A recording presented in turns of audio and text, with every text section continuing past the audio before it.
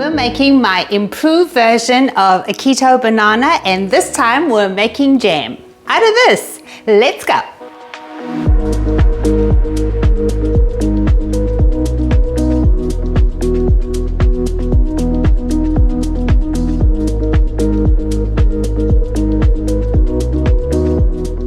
No longer will you miss the taste of banana while you're on keto, because we have got this beautiful jar and I thought we could make it in bulk. This is about a cup's worth, and we could make it in our baking. You could have it a bacon and banana maple sandwich. You could have it on your pancakes. You could make a banana cream pie. The list is endless. I also recently made a banana cream pudding, and if you want that recipe, click on this link now. This video is actually a precursor to a banana bread recipe. This recipe is unique because we're going to get banana chunks in that bread. The nutritional information and your shopping list is listed in the description box, and let's get into this recipe now.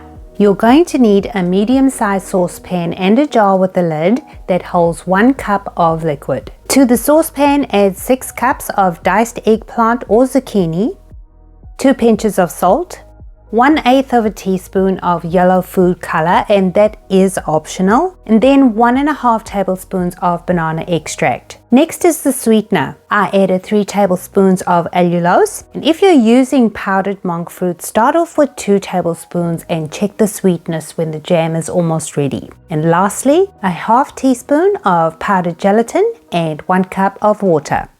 Over a medium to low heat, let the mixture simmer for about half an hour, stirring occasionally. And by now, your kitchen will be smelling glorious. We want to get the diced vegetables very soft, and the liquid needs to evaporate as we are only using the water to cook the vegetables. This is how it should look. As I pull the vegetables away, you will see there is no liquid seeping through. At this point, the jam was a little too green for my liking, so I added 2 tablespoons of coconut cream. I chose coconut cream because it has a longer shelf life than heavy cream and it's dairy-free. I mixed that in and then mashed the jam by hand because I still wanted to have a few chunks. If you want a smooth jam, you could use an immersion blender to process it further. Do let it cool and refrigerate for up to 10 days.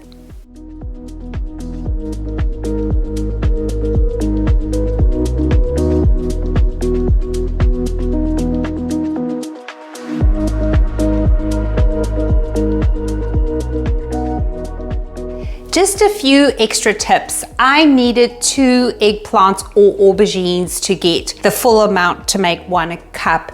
You can use another plain tasting vegetable like zucchini or courgettes. And what I love about this recipe is as it cooks, you actually can give it a taste while it's cooking to see, okay, do I need adjustments? Because you may not have allulose or monkfruit sweetener. You might use stevia, and you might need to gauge it by taste. All I can say is banana, banana, banana. Get to make this beautiful jam and let me know what you think. Thank you so much for watching. Stay safe and be well. Hey guys, if you like this video and you want to see another one just like it, click on that box up there. And if you haven't subscribed yet, click on that box there. What are you waiting for?